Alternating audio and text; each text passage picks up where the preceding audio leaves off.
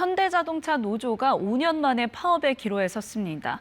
올해는 특히 정년 연장 문제가 주요한 교섭 대상 중에 하나인데 연금 개혁 이슈와 맞물려 이 문제가 하반기 주요 노동 현안으로 떠오를 전망입니다. 보도에 최은진 기자입니다.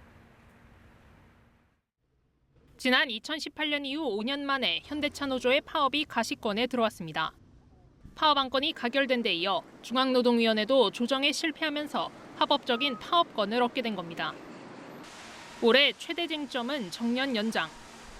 노조는 만 64세로 정년 연장을 요구하고 있지만 사측은 정년 연장은 안 된다고 맞서고 있습니다. 정년 연장을 발판을 만들어 보자 이런 내용으로 지금 교섭을 임하고 있는 상황이거든요. 찬성률은 임단임에 대한 조합원들의 높은 기대심과 열망이 있었다. 기아노조도 62세 연장을 요구했고 한국노총은 국회 국민청원을 제기했습니다.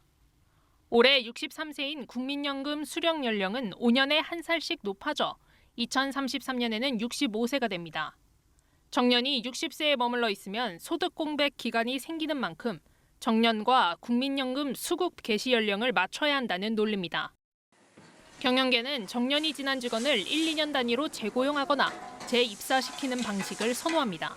비용을 줄일 수 있기 때문입니다. 임금체계 개편이 선행되지 않으면 정년 연장은 기업 경영에 큰 부담을 줄 것으로 저희는 예측하고 있고요. 정부는 정년 뒤 이른바 계속 고용 논의의 필요성은 인정하면서도 정년 연장에는 부정적입니다.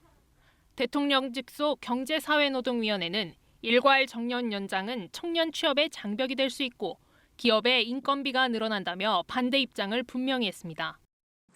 노사정의 의견이 엇갈리는 만큼 사회적 협의가 필요한 상황.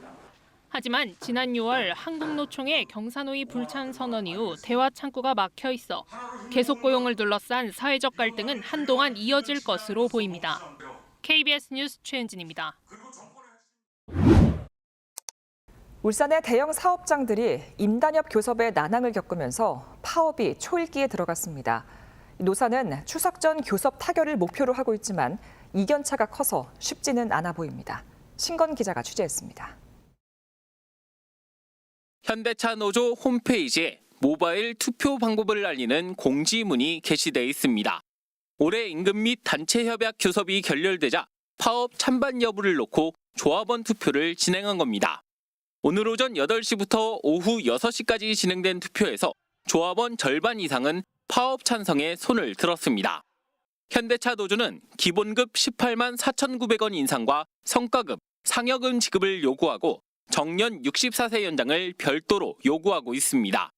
사측은 논의가 더 필요하다는 입장이지만 다음 주 중앙노동위원회가 조정 중지 결정을 내리면 노조는 합법 파업권을 얻게 됩니다. 현대차 노조가 실제 총파업에 들어가게 되면 2018년 이후 5년 만입니다. 임금 협상이 진행 중인 HD 현대중공업도 분위기가 심상치 않습니다. 노사는 지난 22일 기본급 12만 원 인상 등의 내용이 담긴 잠정 합의안을 내놨는데 어제 표결 결과 조합원 3분의 2가 잠정 합의안에 반대했기 때문입니다. 사측은 잠정 합의안이 부결되자 매우 안타깝다며 재협상을 해 새 합의안을 마련한다는 방침입니다. HD 현대중공업 노조는 이미 중앙노동위원회가 조정중지 결정을 내린 데다 조합원 표결을 거쳐 합법 파업권을 확보한 상태입니다. 두 기업 모두 추석 전 교섭 타결을 목표로 하고 있지만 임단협 교섭의 난항을 겪으면서 파업이 초읽기에 들어갔습니다. KBS 뉴스 신건입니다. 울산 현대차 노조가 임단협 교섭 결렬을 선언하고 파업 준비에 나섭니다. 현대차 노조는 사측이 일괄 제시안을 내놓지 않아 오늘 중앙노동위원회에 쟁의 조정을 신청하고 다음 주 임시대의원 대회와 조합원 찬반 투표를 추진할 계획이라고 밝혔습니다.